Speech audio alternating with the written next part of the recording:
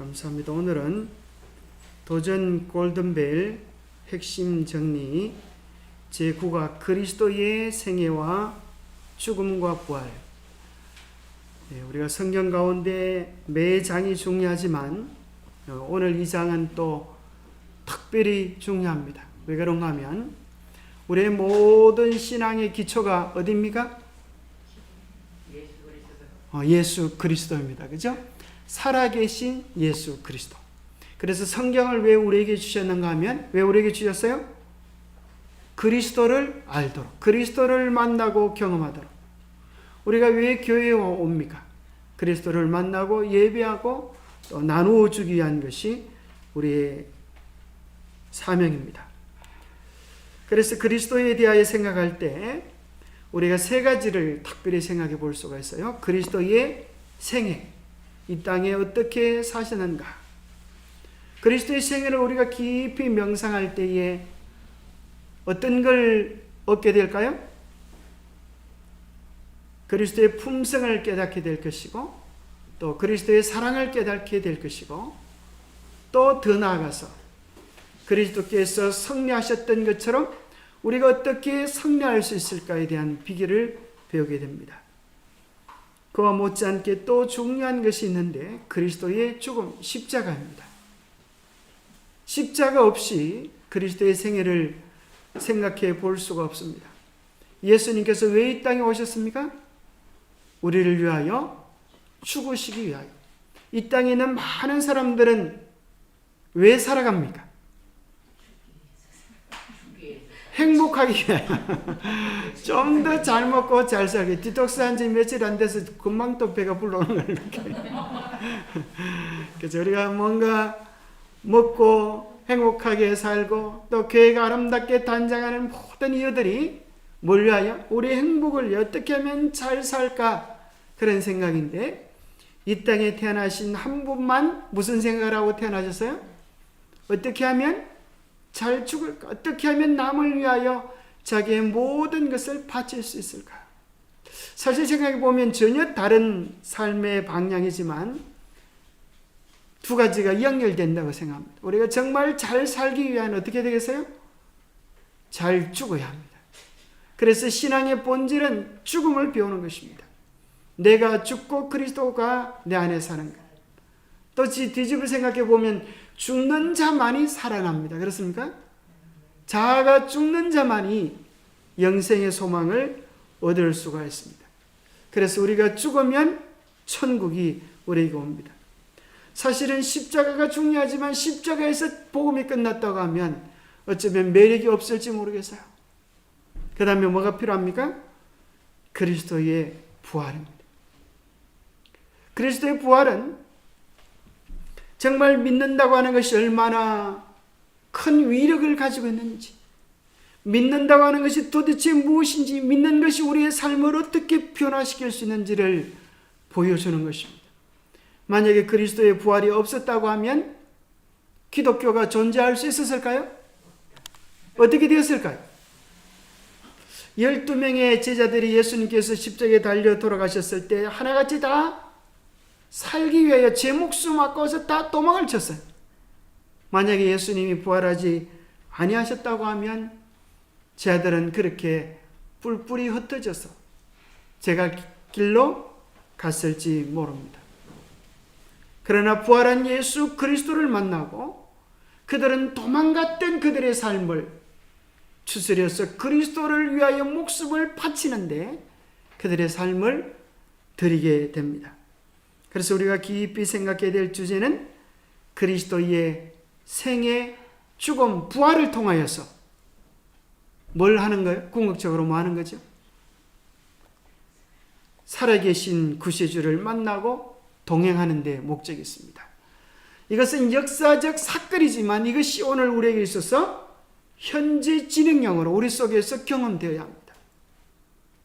예수님이 생애하시고 죽으시고 부활하셨다. 그것이 오늘 나와 무슨 상관이 있는가? 그것이 중요한 것입니다. 그렇죠? 오늘 나와 무슨 연관이 있는가? 오늘 나와 무슨 관련이 있는가? 그것은 우리로 하여금 살아계신 구세주를 바라보게 하고 그분과 동행하게 만드는 것입니다. 제 친구 중에 이제 신학교 4학년 때, 이 4학년 때 되면 이제 준비할 것도 많은데 특별히 뭘 준비해서 나가야 되는가 하면은 뭘 준비해야 될까요? 자기 부인을 준비해 나가야 돼요. 근데 4학년이 돼서도 이 부인이 없는, 애인이 없는 친구가 있었는데 드디어 애인이 하나 생겼어요. 그리고 얼마나 그 애인이 예쁜지 아주 정신을 못 차리고 좋아하면서 아주 너무너무 행복해합니다. 그러고 나서 이제 결혼하고 나서 1년 후에 물어봤어요. 요즘 어떠냐? 물어보니까 오르막이 있으면 내리막이 있지, 그렇게. 오르막이. 그죠?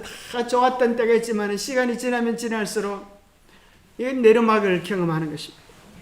그러나 예수 그리스도를 알고 경험하는 것은 내리막이 없습니다. 끊임없이 우리의 마음속에 희망과 감동과 그리움으로 우리의 마음에 자리 잡습니다. 그래서 우리가 이 세상에서 실망당할 때마다 누구를 생각해야 되겠어요? 예수님을 생각해야 합니다. 이 세상에 너무 피곤하고 힘들 때마다 우리에게 새로운 힘을 주시는 예수님을 생각해야 합니다. 그래서 오늘 제 국어 공부를 얼마나 잘하시는지 퀴즈를 한번 풀어보겠습니다. 준비됐나요? 자, 첫 번째 이제 암송 구절이 있는데 고린도전서 15장 22절에 어떤 말씀이 나올까요? 성경절을 외우는 것은 아주 중요한 것입니다. 아주 중요한 말씀인데 우리가 함께 읽어보겠습니다. 시작. 아담 안에서 모든 사람이 죽은 것 같이 그리스도 안에서 모든 사람이 삶을 얻으리라. 정말 중요한 말씀입니다. 우리가 왜 죽지요? 아담 안에 있기 때문에, 아담의 혈통으로 태어났기 때문에. 그럼 우리가 어떻게 하면 삶을 얻지요? 그리스도 안에 들어가면 그리스도께 속하게 됩니다. 우리가 죽는 것이 당연한 것처럼, 그죠? 아담 안에 있기 때문에 죽는 것이 당연한 것처럼 그리스도 안에 있으면 우리의 공로가 상관이 없이, 그죠? 그 복음으로 인하여, 그리스도로 인하여 당연히 삶을 얻게 되는 것입니다. 자, 빌립보서 2장 6절 8절 어떤 말씀일까요? 자, 여러분 생각해 보세요. 어떤 말씀이요? 너희 안에 이 마음을 품으라. 그건 이제 2장 5절이고, 그러면서 이제 같이 한번 읽어보겠습니다. 시작. 그는 근본 하나님의 본체시나 하나님과 동등됨을 취할 것으로 여기지 아니하시고 오히려 자기를 비워 종의 형체를 가지사 사람들과 같이 되셨고 사람의 모양으로 나타나사 자기를 낮추시고 죽기까지 복종하셨으니 곧 십자가에 죽으십니다. 예수 그리스도의 성육신과 생애에 대하여 잘 묘사해 주는 말씀입니다. 예수님이 근본 하나님의 본체시나 하나님과 동등되신 분이시라, 하나님과 같은 분이신데 그렇게 취할 것으로 여기지 아니하셨다 그랬어요. 그래서 예수님이 무엇을 비우셨나? 거기에 대한 질문들이 많습니다. 예수님이 무엇을 비우셨어요?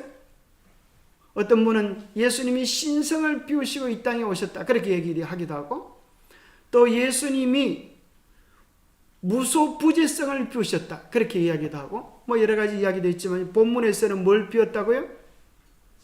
자기를 비웠다. 이게 참 중요한 것이죠, 그죠? 자기를 비웠다. 사실 우리의 삶의 많은 문제들은 어디에서 시작이 됩니까? 자기에게서 시작이 됩니다. 자기가 애를 많이 먹입니다, 그죠? 자기도 자기지만 자기가 자기죠? 자기가 애를 많이 먹입니다. 그래서 자기를 비우면, 자아를 온전히 비우면 그때 천국이 시작됩니다. 자아를 비우면 종이 되어도 부끄럽지 않고 남을 위하여 죽기까지 복종해도 부끄럽지 않고 그것을 큰 특권으로 여기면서 십자가에 죽기까지 복종하는 경험에 이르게 됩니다. 이것이 예수님의 성육신이었고 생애였고 또 죽으심이었습니다. 자, 요거는 이제 OX니까 이제 좀 자신감이 들죠? 12번. 우리의 회개는 하나님의 선물이다. 그러나 믿음은 선물이 아닌 우리의 노력이다. 맞다고 생각하시는? 틀리다고 생각하시는? 자, 자, 왜 틀렸습니까? 믿음도 선물이요. 회개도 하나님 회개할 수 있게 해주지 않으면 회개할 수가 없죠. 자, 회개가 선물인 것처럼 믿음도 선물이다. 왜 그런가 한번 보세요. 여러분, 사기꾼을 믿을 수 있겠어요? 믿을 수는 있는데 믿으면 결과가 어떻게 될까요? 사기를 당하는 것입니다. 그래서 그 사람에게 믿음이 가느냐 안 가는가 하는 것은 내가 믿음이 있느냐 없느냐 그게 아니고 그 사람의 신실성에 근거한 것입니다. 그래서 그 사람과 오랫도록 사귀어 보니까 뭐가 가는 사람이 있어요? 믿음이 가는 사람이 있어요. 어떤 사람은 이제 흔히 사람을 두 부류로 표현하지 하나는 냄비 같은 사람, 반대로 하나는 어떤 사람이요? 뚝배기 같은 사람. 냄비 같은 사람은 우선은 화려하고 우선은 매력이 있고 금방 아주 속에 간내라도 빼줄 것처럼 이렇게 친근하게 다가오지만 알면 알수록 실망스러운 사람이 있어요. 그죠? 그 사람 참 그럴 줄 몰랐었는데 그래 실망스러운 사람이 있어요. 말은 잘하는데 말만 잘하면 그런 경우를 당하죠. 반대로 이제 어떤 사람이 있어요. 그 사람은 참 말도 못하고 생긴 것도 그렇게 화려하잖아요. 그런데 사귀고 만나보니까 시간이 지나면 지날수록 무슨 생각이 들어요? 아, 그 사람 참 친구 같은 사람이야. 참 그 사람은 버릴 게 하나도 없어. 그 사람은 정말 말하지 않지만 생애하는 것들이 큰 모범이 돼. 그 사람은 역시 뭐가 가는 사람이야? 믿음이 가는 사람이야. 사람이 하나님을 믿으려고 하면 그 사람처럼 믿어야 돼. 이렇게 신뢰가 가는 사람. 그래서 그 믿음이라고 하는 것은 예수 그리스도를 알면 알수록, 그죠? 만나면 만날수록 그분의 신실하심과 아름다우심을 깨달아 가면 갈수록 우리 마음속에 뭐가 더 생겨요? 믿음이 생길 수밖에 없어요. 그래서 그 믿음의 근거는 내가 믿어야지 해서 생기는 게 아니고 그분을 알아가면 알아갈수록, 교제하면 교제할수록 주시는 그분의 선물이라고 하는 것입니다. 자, 15번. 자, 그리스도의 생애는 우리도 승리의 생애를 살 수 있다는 보증을 준다. 자, OX. 자, 맞습니까?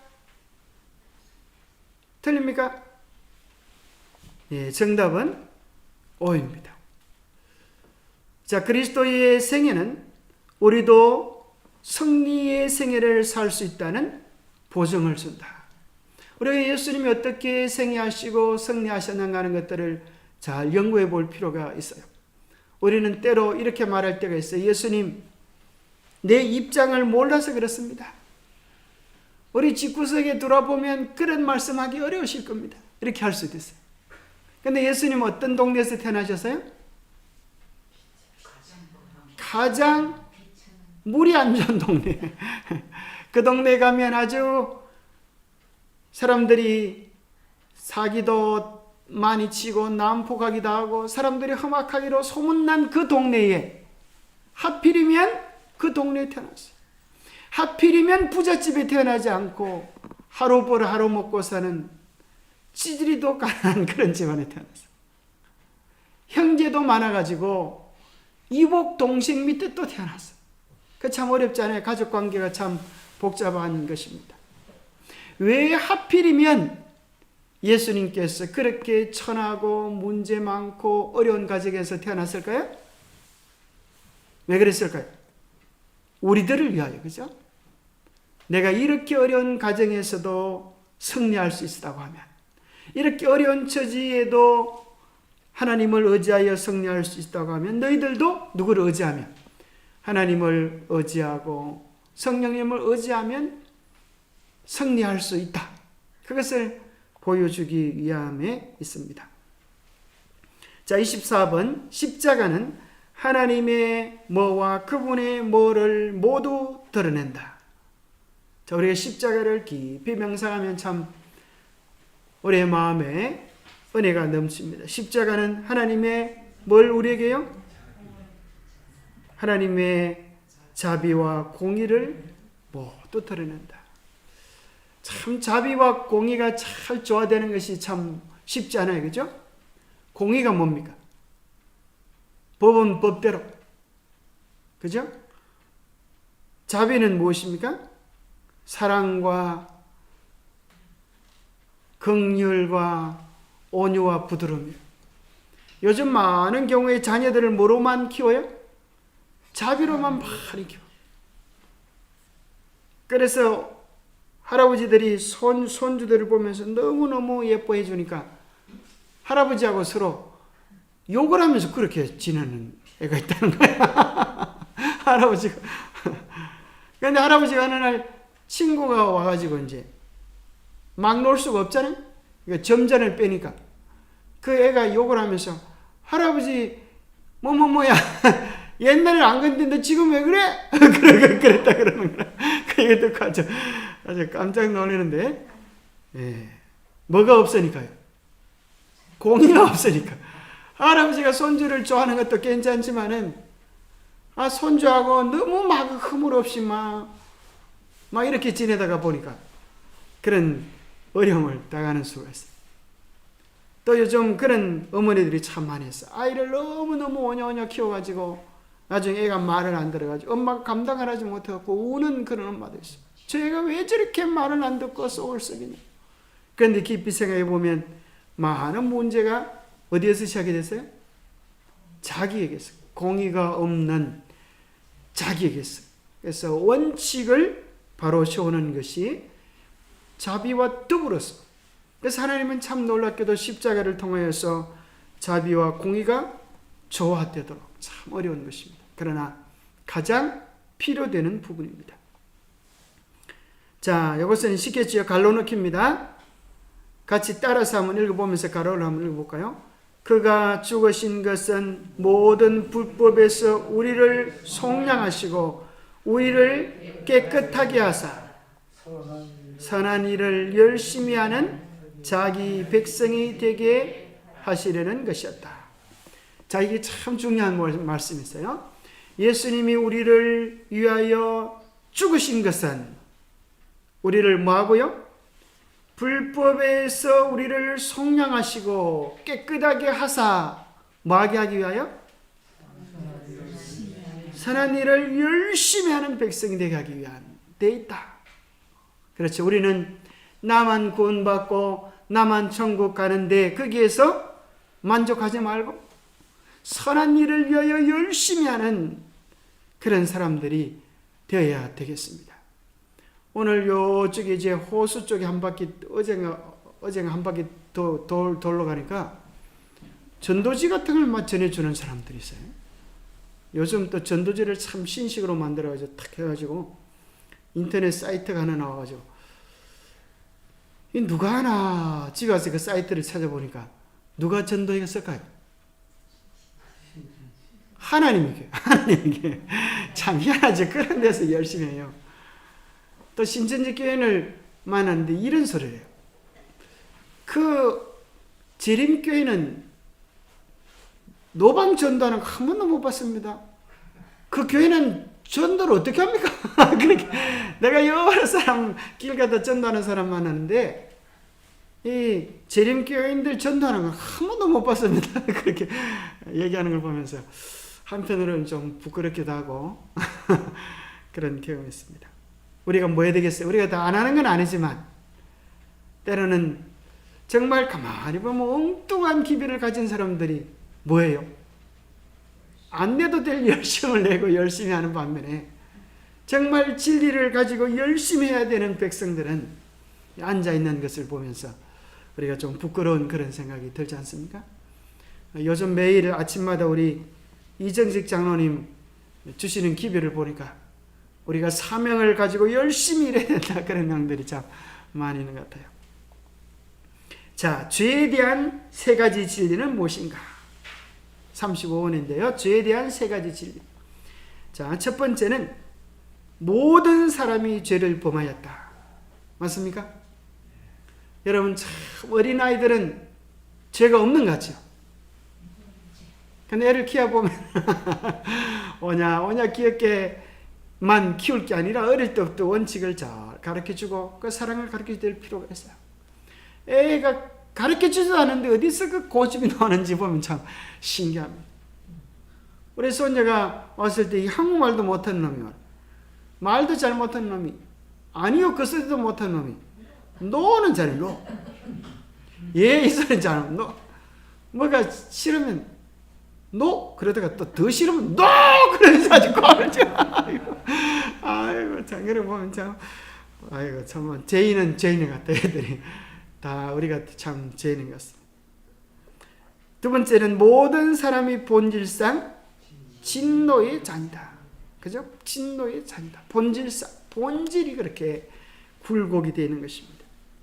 그래서 세 번째는 죄의 싹슨 사망이기 때문에 우리 모두가 다 죽을 수밖에 없는 운명을 가지고 태어났습니다.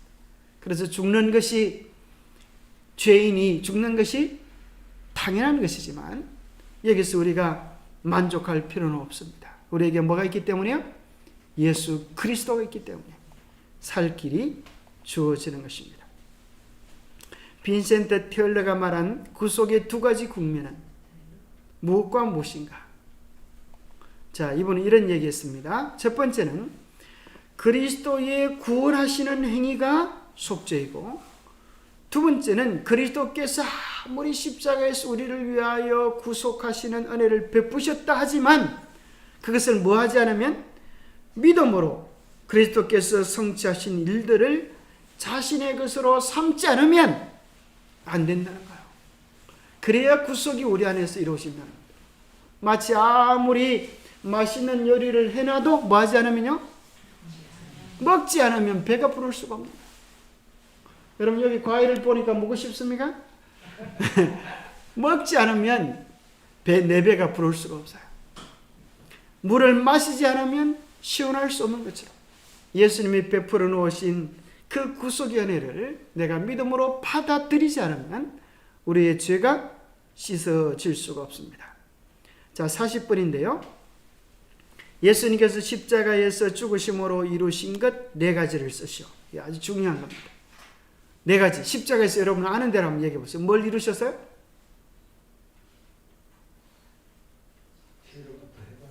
예, 그죠. 죄로부터 해방시키, 죄값을 지불하셨다. 또 뭐가 있습니까? 구속하셨다. 예, 우리를 구원해 주셨다. 그죠? 또 한마디 더 해보세요. 아무거나.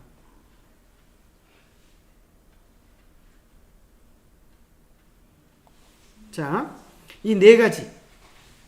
첫 번째는 죄의 권세를 깨뜨리셨다.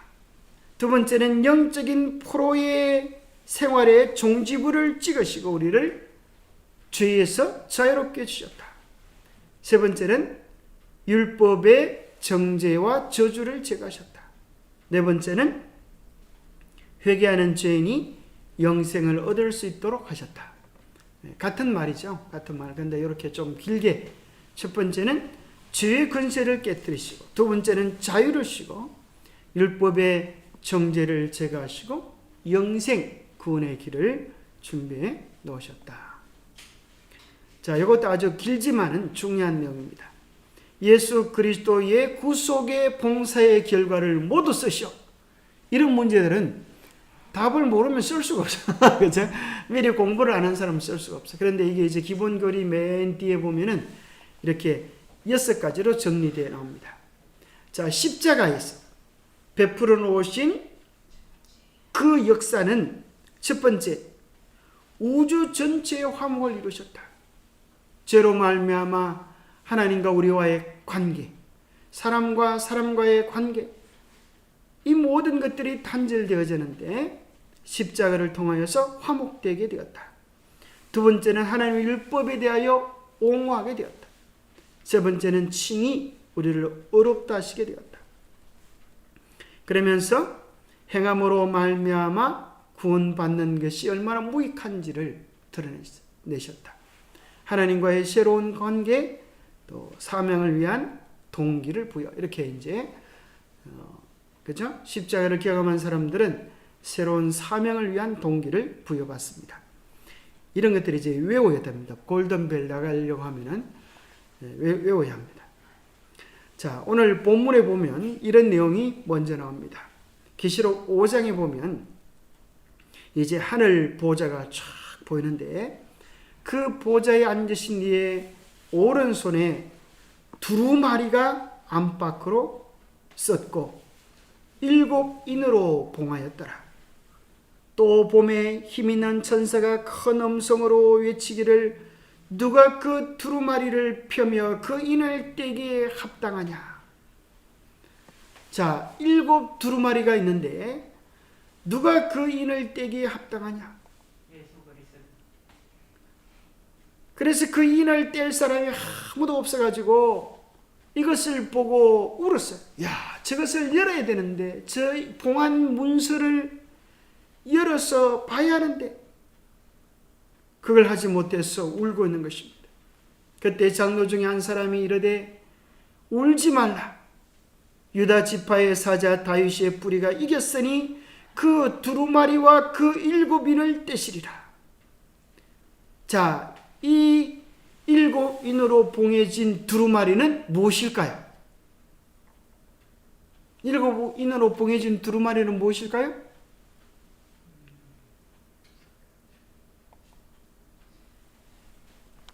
자, 7인을 그 책을 가지시고 그 임봉을 떼기에 합당하시도다. 일찍 죽임을 당하사 각 족속과 방언과 백성과 나라 가운데서 사람들을 피로 사서 하나님께 드리시고 저희로 우리 하나님 앞에서 나라와 제사장으로 삼으셨으니 저희가 땅에서 왕 노릇하리로다. 7인을 보니까 뭔가 하면 지구의 주권. 사단에게 넘겨갔던 그 문서를 뗄 자격이 없는 거예요. 왜요?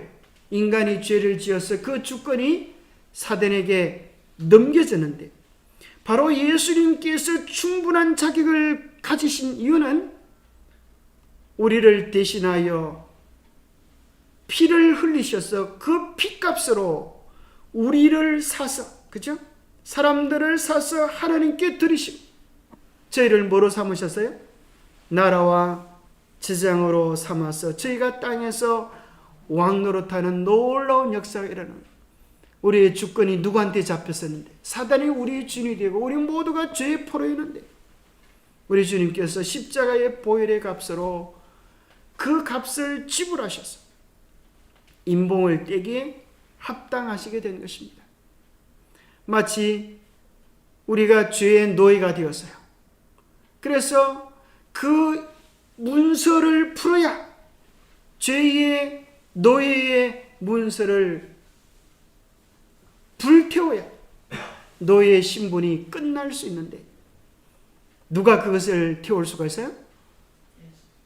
예수 그리스도, 그죠? 그 주인이 그것을 태울 수가 있는 것입니다. 그래서 히브리서 10장 10편 47편에 보면 내가 왔나이다. 그리스도가 오지 않으면 우리는 영원히 이 세상에서 죄의 노예로 고생하다가 영원히 멸망할 수밖에 없는 가련한 운명이었어요. 그러나 다행히 내가 왔나이다. 나를 가리켜 기록한 것이 두루마리 책에 있나이다. 나의 하나님이여, 내가 주의 뜻 행하기를 즐기오니 주의 법이 나의 심중에 있나이다. 이 두루마리 책에 하나님께서 구약 성경에 약속하신 그대로 메시아가 오셔서 우리를 자유롭게 주시기 원하시는 것입니다. 그래서 기본글이 첫 장에 보면 그리스도의 생애에 대한 내용 중에 하나님의 구원하시는 은혜, 그래서 죄로 말미암아 포로되어져서 죽을 수밖에 없는 인류가 하나님의 구원하시는 은혜들을 누리게 된 것입니다. 하나님은 우리를 영원히 살도록 행복하도록 만들었는데 우리의 조상 아담과 하와가 하나님께서 금하신 실과의 열매를 따먹고 남편에게 주매 그도 먹은지라. 그래서 하나님과의 언약이 깨어져 버려서 죄의 노예가 돼 버린 것입니다. 우리는 누구를 선택하냐에 따라서, 누구를 믿냐에 따라서 뭐가 달라지는가 하면 내 삶의 주인이 바뀌는 것입니다. 그래서 이제 선악을 알게 하는 나무의 실과를 따먹지 말라, 먹는 날에는 정령 죽으리라. 하나님께서 그렇게 언약을 맺으셨어요. 그것이 하나님과 인류 사이에 맺으신 최초의 언약법이에요. 그러면 어떻게 해야 됩니까? 죽으리라 그랬기 때문에 어떻게 됩니까? 죽어야 합니다. 그것이 하나님의 공의예요. 죽으면 어떻게 돼요? 모든 것이 다 끝장이 나버려요. 하나님의 사랑이 없어지는 것입니다. 공의대로만 하면 우리는 죽고 끝이 납니다. 그렇다고 해서 내가 너를 너무 사랑하니까, 너희들을 너무 사랑하니까 죄를 지어도 괜찮아, 봐주겠다, 용서하겠다, 마음껏 죄를 지어라. 그렇게 하면 어떻게 되겠어요? 무법천지가 됩니다. 무법천지가. 자비대로만 하면. 그래서 하나님께서 어떤 방식을 택하십니까? 자, 하나님의 성품을 보면 출애굽기 34장 6절 7절에 보니까 함께 읽어보겠습니다. 시작. 여호와로라 여호와로라 자비롭고 은혜롭고 노하기를 더디하시고 인자와 진실이 많은 하나님이로라. 인자를 천대까지 베풀며 악과 과실과 죄를 용서하시나 형벌 받을 자는 결단코 면제하지 않고 아비의 악을 자여손 3,4대까지 보응하리라. 자, 여기 보니까 하나님의 첫 번째 어떤 하나님으로 묘사되어 있어요? 자비롭고 은혜롭고 노하기를 더디하시고 인자와 진실이 많은, 아주 인자가 너무너무 풍성한 하나님이신데 인자를 몇 대까지 베풀고 1,000대까지 베풀고 정말 너무너무 많으신데, 그러면 자비만 있어요? 공에 대해서 뭐라 그래요? 악과 과실과 죄를 용서하나 형벌 받을 자는 결단코 면제되지 않겠다. 하나님의 속성 속에 공의가 분명히 존재하는 것입니다. 형벌 받을 자를 결단코 면제하지 않으면, 여러분 죄를 지었어요, 안 지었어요? 네? 죄를 안 지은 분 손 한번 들어보세요.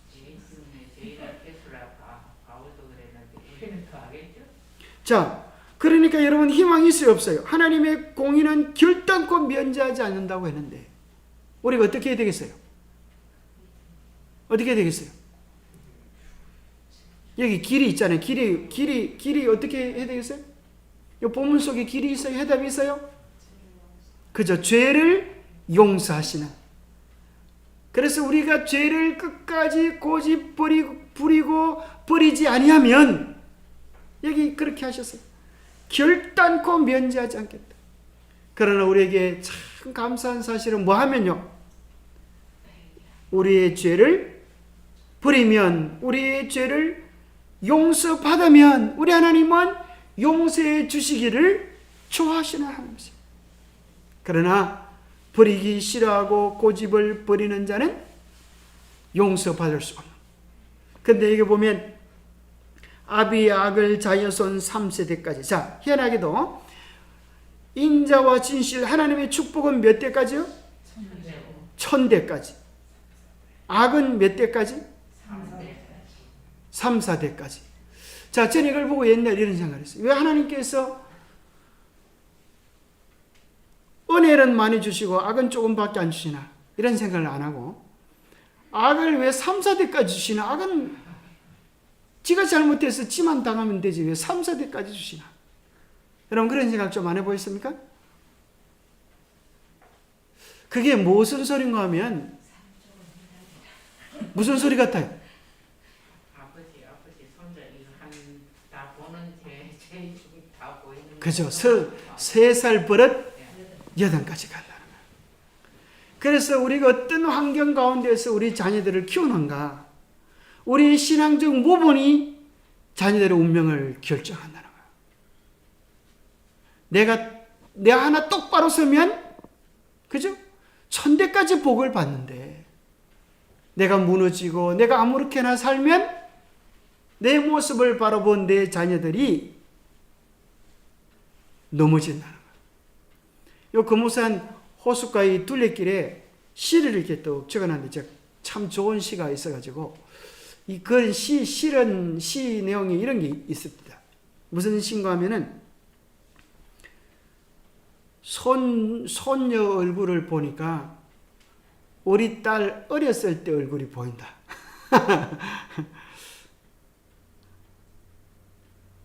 우리 딸 모습 속에서 내 얼굴도 보인다. 그러니까 사람들이 가만히 보면 그죠? 희한하죠? 여러분 손주들 보면 할아버지도 보이고 어떨 때 그죠? 그 얼굴이 꼭 닮았어요. 참 씨앗은 씨도 두고 못한다는 것처럼 참 그게 닮은 것들을 보면서 한편으로 섬찟한 생각은 외모만 닮는 게 아니라 뭐까지요? 성질까지. 그렇죠. 성질까지. 우리의 못난 성질 닮으면 우리의 고약한 성질 닮으면 어떻게 되겠어요? 그래서 여러분이 부부가 싸워도 누구 앞에서 싸우면 안 된다 그래요? 자식들 보는 데 앞에서, 그렇죠? 애들 보는 데 앞에서 참 싸우면 안 된다 그래요. 애들은 참 놀라운 무서운 경찰들이에요. 우리는 깜빡하고 잊어버리는데 우리 애가 그럴 때가 있어요. 옛날에 아빠 이런 거 했었잖아. 그런 생각 때문에 깜짝 놀라. 나는 다 잊어버리고 옛날 일이라고 생각했는데 그 어린 아이 때의 기억을 하고 있는 걸 보면 참 우리가 어린 아이라고 해서 우리가 가족이라고 해서 그죠? 가족이라고 해서 다 이해하겠지, 괜찮겠지 생각하지만 오히려 가족이기 때문에 더 많은 상처와 아픔을 주고도 모를 때가 있을 수 있다고 하는 사실을 기억해야 합니다. 그래서 우리는 하나님의 성품과 아름다움이 우리의 삶을 통하여 드러나도록 내가 말씀의 원칙에 바르게 서서 복받는 삶을 보여줄 때 우리의 가문을 바르게 세울 수 있을 것입니다. 그래서 하나님은 용서인가 형벌인가? 하나님은 자비하시지만 죄에 집착하는 자들을 용서하실 수 없으시다. 하나님은 그죠? 주님께 나와서 간구하기만 하면 누구든지 다 용서하시지만 어떤 사람은요? 죄에 집착하는 자, 죄를 버리기 싫어하는 자는 그렇게 하시지 않으신다는 거예요. 용서는 목적이 있다. 하나님은 죄인을 성도로 변화시키기를 원하신다. 악인은 그 길을, 불의한 자는 그 생각을 버리고 여호와께로 돌아오라. 그리하면 여기 이제 하나님의 그 한없는 은혜를 힘입을 수 있는 비결이 있어요. 그죠? 뭐 하면 돼요? 돌아가면 돼요. 뭘 버리고요? 생각을 버리고. 뭘 버리고요? 길을 버리고. 우리 행실을 버리고. 주님께로 돌아가면 그가 긍휼히 여기시리라. 우리 하나님께 나오라. 그가 널리 용서하시리라. 자, 죄에 대한 하나님의 진노는 엄청난 것입니다. 죄에 대한 하나님의 진노에 대하여 히브리서 12장 29절에 보면 하나님은 소멸하는 불이시니라. 그래서 아버지 하나님을 본 자가 있어요, 없어요? 본 자가 없어요. 모세는 하나님의 얼굴을 보았습니까? 그죠? 심지어 우리가 보면 그 거룩한 모세일지라도 하나님의 거룩한 형상을 보고 살지 못하기 때문에 하나님의 덕을, 그것도 바위 틈 속에서 잠깐 보았을 뿐. 그런데 그런 경험을 하고도 하나님의 영광의 광채가 그와 함께하여서 사람들이 하나님을 만나고 돌아온 모세를 감당할 수가 없었어. 얼굴을 좀 가려달라고. 우리가 당신의 광채 때문에 아주 힘이 든다고 그랬어. 하나님의 거룩한 영광은 죄를 소멸하는 불이 됩니다. 그래서 우리가 이 은혜의 기간 동안에, 그죠? 우리 속에 있는 죄들을 내어놓고 회개해야 합니다. 그것이 예수님께서 오늘 교과에도 나오는 것인데, 십자가에서 부활해서 끝난 것이 아니라 지금도 하늘 지정소에서 뭐하고 계세요? 우리의 죄를 위하여 중보하고 계시는 것입니다. 그래서 그 죄를 위하여 중보하는 것을 어떤 분은 표현하기를 하나님께서 하늘에 세탁기를 돌리고 계신다. 그렇게 표현했어요. 참 세탁기라는 게 희한해요. 그죠? 그 옷을 집어넣고 더러운 것들을 집어넣고 버튼만 누르면 어떻게 돼요? 슉 해갖고 1시간 후에 아주 깨끗한 옷이 되었어요. 요즘 얼마나 또 기술이 좋은지, 그죠? 바짝 말라가지고 그렇게 바짝 말라가지고 새옷같이 해가지고 이렇게. 우리가 뭐 하기만 하면 주님께 우리의 죄를 고하고 맡기기만 하면. 그러나 그렇게 하지 아니하면 로마서 1장 18절에 보면 하나님의 진노가 불의로 진리를 막는 사람들의 모든 경건치 않음과 불의에 대하여 하늘로부터 나타나는, 이건 뭐예요? 예수님 재림이 돼요. 예수님의 그 영광의 때에 죄를 버리고 예수님의 재림을 기다렸던 사람들은 여호와로다, 우리가 여호와를 기다렸으니 그가 우리를 구원하실 것이라 찬미와 노래를 부르는데, 어떤 사람들은 산과 바야 우리를 저 엄청난 하나님의 영광에서 가리우라, 그렇게 숨을 자들이 있겠다는, 그 영광의 광채를 감당하지 못하겠다고 하는 것입니다. 그래서 하나님은 죄는 미워하시나 각 개인에 대한 극심한 사랑을 가지고 계시는 분이십니다. 그래서 우리는 이 두 가지를 다 가지고 있어요. 우리는 죄인이기도 하고 죄도 가지고. 자, 그럼 하나님 우리를 사랑하실까요? 어떻게 생각하세요? 하나님이 세상을 이처럼 사랑하세요. 그렇게 말씀하실 때 그 세상은 깨끗한 세상이 아니에요. 죄 없는 세상이 아니에요. 하나님 앞에 똑바로 선 세상이 아니에요. 오늘 우리와 같은 이 모습 이대로를 하나님은 사랑했어요.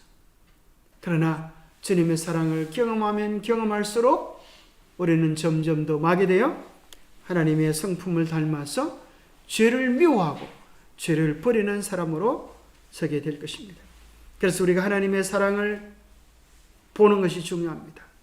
우리가 그 영광을 보니 하나님이 얼마나 사랑이신지, 하나님의 성품이 얼마나 좋으신지, 예수 그리스도에 대하여 깊이 맹상하는 시간을 가질 때 우리의 마음속에는 뭐가 가득 차게 돼요? 은혜가 가득 차고 진리가 가득 차고 사랑이 가득 차고 행복이 가득 차고 기쁨이 가득 차고. 우리가 이 세상 뉴스를 자꾸 들으면 뭐가 가득 차게 돼요? 스트레스만 가득 차, 걱정만 가득 차, 짜증만 가득 차. 아이고 이러다 우리나라 멸망하는 거 아닌가, 전쟁이 나는 거 아닌가, 정신없어.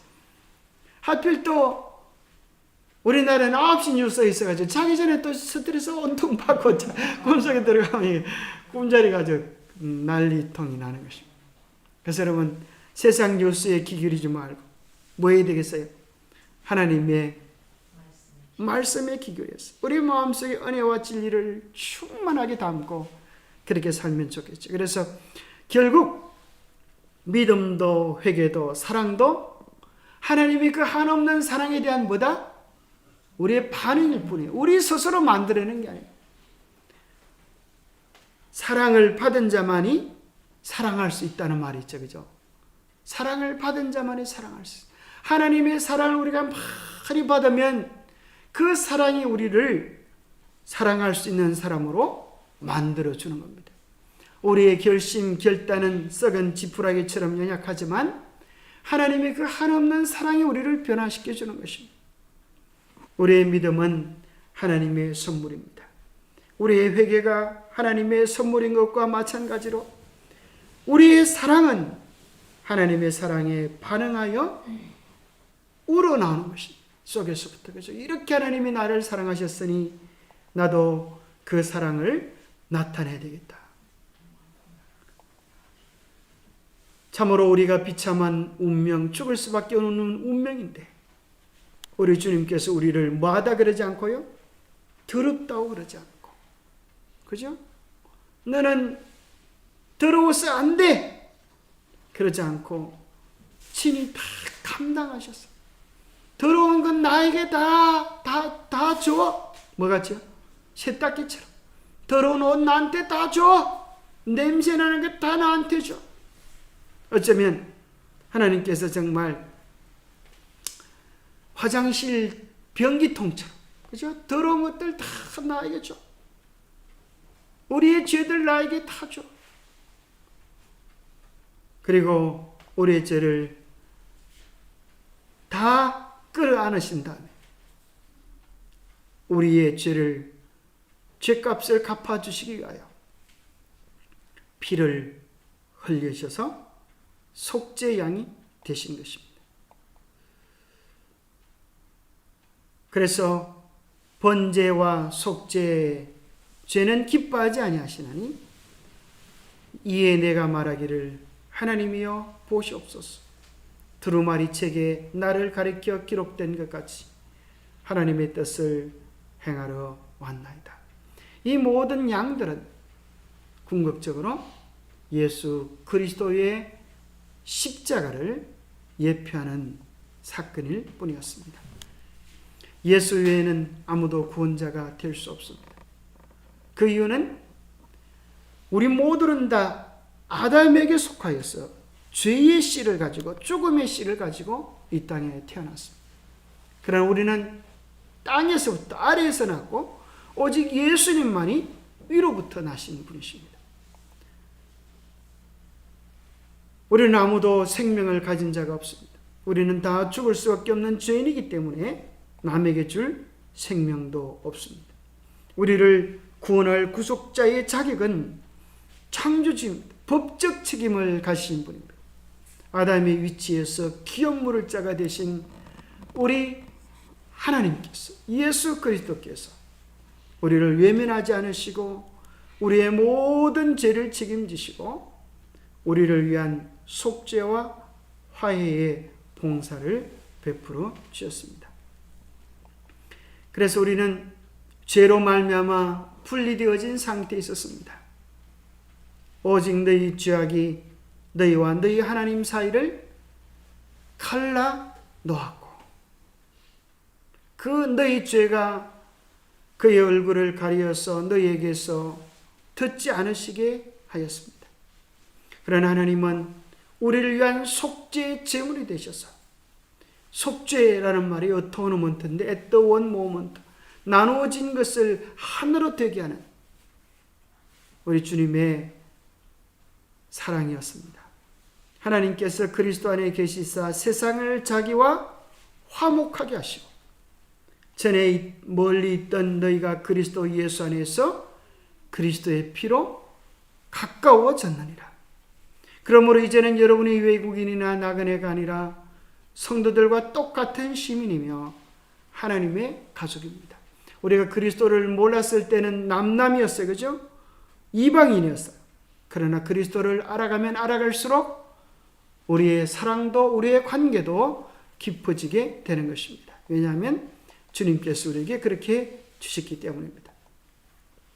우리가 아직 연약할 때에, 우리가 아직 죄인 되었을 때에, 우리가 원수 되었을 때에 그리스도께서 우리를 위하여 죽으심으로 하나님께서 우리에 대한 자기의 사랑을 확정해 주셨습니다. 그래서 여기 보면 속죄라고 하는 것은 성육신 고난 죽음에서만 한정되어지는 것이 아니라 성소봉사에서 속죄는 희생 제물인 양을 죽이는 일뿐 아니라 제사장이 성소 안에서 그 흘린 피를 가지고 제사를 집전하는 것을 포함하는 것처럼 대속죄일 마쳐지기 전까지 우리는 속죄의 은혜를 힘입어야 한다는 것입니다. 그래서 매일 자신을 살피며 주님 앞에 정죄를 힘입기 위하여 우리는 나아가야 합니다. 아까 문제가 나왔던 거죠. 빈센트 테일러가 속죄라고 하는 것은 두 가지다. 십자가에서 이루신 속죄와 우리가 믿음으로 경험하여서 우리 안에서 이루어야 할 두 가지 경험이 있다. 그렇습니다. 그리스도의 속죄적 희생, 그것은 창세기 3장 21절에 최초로 나타났습니다. 아담과 하와가 벌거벗었을 때 그들을 위하여 가죽옷을 지어 입히심으로써 우리를 위한 당신의 계획을 보여주시고 영원한 생명을 우리에게 주시는 것이 예표되어져 있습니다.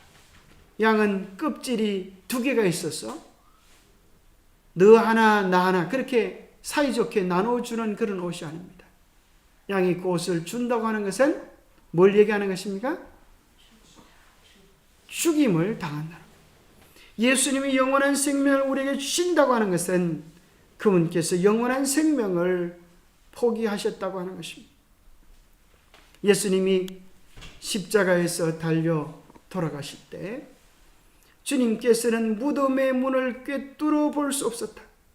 그는 정복자로서 무덤에서 나오리라는 희망이 주어지지 않았고 아버지께서 자기 희생을 간합하셨다는 말도 그분에게 들려오지 않았다. 엘리 엘리 라마 사박다니 나의 하나님 나의 하나님 어찌하여 나를 버리셨나이까. 우리를 위하여 당신은 영원한 생명을 우리에게 주시기로 작정하셨습니다. 그래서 그분의 희생 때문에 우리는 영원한 생명을 얻게 된 것입니다. 그리스도의 십자가는 필수적입니다. 그것은 하나님의 자비를 우리에게 보여줍니다. 하나님은 그냥 우리를 용서하신 것이 아니라 십자가를 통하여 죄값을 지불하시고 그래서 하나님의 공의를 이루시고 우리를 대신하여 죽으셔서 우리를 위한 자비를 이루셨습니다. 하나님의 담없는 사랑을 십자가를 통하여 온전히 드러내 주신 것입니다. 그래서 요한복음 3장 36절은 이야기하기를 아들을 믿는 자에게는 영생이 있고 아들에게 순종하지 않은 자는 영생을 보지 못하고 도리어 하나님의 진노가 그 위에 머물러 있느니라. 그렇습니다. 아들을 믿으면 예수님께서 우리의 죄값을 다 지불하셨기 때문에 그 은혜를 대신하여 우리가 구원에 이르게 되지만 그리스도를 개인의 구주로 영접하지 아니하면 그 죄 때문에 하나님의 진노를 온전히 받을 수밖에 없는 것입니다. 그것은 마치 피리침과 같은 것입니다. 하늘에서 번개가 내리칠 때에 피리침이 있으면 그 피리침이 그 모든 번개를 흡수하여서 상쇄시켜버립니다. 그러나 피리침이 없는 건물은 번개를 맞으면 박살이 나듯이 우리의 대속주이신 그리스도를 의지하지 않고는 아무도 마지막 심판을 견딜 수 있는 그런 자가 없을 것입니다. 속죄 희생이 성취한 것은 무엇인가? 로마서 3장 15절에 보면 예수를 하나님이 그의 피로써 믿음으로 말미암는 화목제물로 세우셨다 그랬습니다. 그래서 그것은 이교 신들이 옛날 우리나라 이야기 보면 호랭이가 나타나가지고 떡 하나 주면 안 잡아먹지 그러잖아요. 이방 신들이 네가 제물을 주면 내가 복을 주지 제물을 안 주면 내가 저주하지 이런 개념이 아니라는 거예요. 그래서 하나님께서 주시는 예수님께서 제공하신 화목 제물이라는 것은 죄에 대한 심판을 받도록 우리를 대신하여 대속물로 자신을 드리는 자기희생적 크신 사랑이라고 하는 것입니다. 그리스도는 우리의 죄를 대신 지신 분이십니다. 그가 찔림은 우리의 허물을 인하며 그가 상함은 우리의 죄악을 인합니다. 여호와께서 우리 무리의 죄악을 그에게 담당시키셨도다. 여호와께서 그로 상함을 받게 하시기를 원하사 질고를 당케 하셨은즉 그 영혼을 속건 제물로 드리기에 이르면 그가 많은 사람의 죄를 지며라고 이야기합니다. 그래서 우리 주님께서 왜 찔림을 당하셨는가? 우리의 허물 때문이요. 왜 상함을 당하셨는가? 우리의 죄악 때문이다. 우리의 죄를 담당하시려고 주님께서 십자가에 못 박힘을 당하셨습니다. 피는 어떤 역할을 하는가? 육체의 생명은 피에 있습니다. 내가 이 피를 너에게 주어 너희의 생명을 위하여 속하게 하였나니. 그래서 피를 준다고 하는 것은, 피를 우리를 위하여 흘려주셨다고 하는 것은 그분께서 당신의 생명을 우리를 위하여 바쳐 주셨다고 하는 것입니다. 그래서 육신의 짐승들의 피도 사람들의 죄를 용서하는 데 효력이 있다고 하면, 우리를 위하여 죽으신 그리스도의 보혈은 우리가 정말 깊이 명상하고 그 은혜를 누리면 우리를 죽은 행실에서 깨끗하게 하고 참으로 올바르게 살아계신 하나님을 섬기게 못하겠느냐. 양 한 마리 죽는 것 보고도 죄에 대한 찔림을 받는데 예수 그리스도의 십자가를 바라보면 우리의 삶이 얼마나 더 각성하게 되겠느냐. 성량물이신 그리스도, 죄의 노예로서 죽을 운명에서 우리를 자유롭게 하시고, 주님은 교회를 당신의 보혈의 피로 사시고 그렇게 우리를 구원하신 이유는 선한 일에 열심하는 친백성이 되게 하려 하셨다. 자, 인류의 대표자 그리스도. 자, 이제 거의 마쳐갑니다. 축구 때문에 아주 요즘 사람들이 또 한 번 들썩하죠. 옛날 4강 신화, 그죠? 여러분 4강 신화 할 때 여러분 응원 좀 하셨습니까? 그러다가 막 골을 넣으니까 사람들이 다 기뻐해가지고 뭐라 그래요? 우리가 이겼다! 그러잖아요, 그죠? 축구 선수들이 이겼다! 이게 아니에요. 우리가 이겼다! 누가 이기니까? 우리의 대표자가 이기니까 우리도 이긴 것입니다. 우리도 4강에 올린 것입니다. 그래서 예수 그리스도는 감사하게도 우리의 대표자인 것입니다. 아담은 우리의 조상이었듯이 예수 그리스도는, 아담은 오실자의 모형이라, 표상이라. 아담 안에서 모든 사람이 죽은 것 같이 그리스도 안에서 모든 사람이 삶을 얻으리라. 몇 장 몇 절요? 오늘 여러분들이 마음속에 품고 가셔야 되는 구절은 고린도전서 15장 22절. 아담 안에서 모든 사람이 죽은 것 같이 그리스도 안에서 모든 사람이 삶을 얻으리라. 고린도전서 15장 22절. 오늘 저녁에 돌아가시면서 이 말씀을 품고 가면 여러분 마음속에, 삶 속에 희망과 기쁨과 생명이 함께할 것입니다. 그래서 아담 안에 있는 사람이 아니라 그리스도 안에 있는 사람, 우리의 대표자 그리스도께서 승리하셨기 때문에 우리도 예수님 안에 모든 것들이 바뀌어지는 복을 누리게 될 것입니다. 아담이 있는 모든 저주들을 우리 주님께서 다 받으시고 그것을 축복으로 돌려놓으셨습니다. 예수 안에 있을 때 우리 모두에게 이 축복이 임할 것입니다. 날마다 예수님께 나아가기를 기뻐하고 예수님 안에 있는 우리 모두가 되기를 바라며 말씀하십니다. 기도하겠습니다. 하나님 아버지, 우리에게 베푸르신 귀한 은혜들을 인하여 감사합니다. 우리가 죄로 말미암아 죽을 수밖에 없는 참으로 운명적 존재였지만 우리 주님께서 우리를 위하여 모든 저주를 대신 감당해 주시고 우리에게 살 길, 구원의 길, 영생의 길, 생명의 길을 마련해 주셨음을 인하여 감사합니다. 마귀는 예수 그리스도의 십자가만 바라보고 기뻐하지 않게 하시고 주님께서 베풀어 놓으신 그 은혜를 우리의 믿음의 계정으로 옮겨 놓아서 나의 구원이 되게 하시고 나의 생명이 되게 하시고 나의 새로운 삶이 될 수 있도록 성령님 우리 안에서 역사하여 주시옵소서. 참으로 예수님께서 그리하여 무덤 가운데서 부활하셨던 것처럼 우리도 새 생명 안에서 살아가는 귀하고 감격스러운 삶이 되게 축복하여 주시옵기를 우리 주 예수 그리스도 이름 어자하여 간절히 간구하옵나이다. 예, 묵상 기도로 마치겠습니다.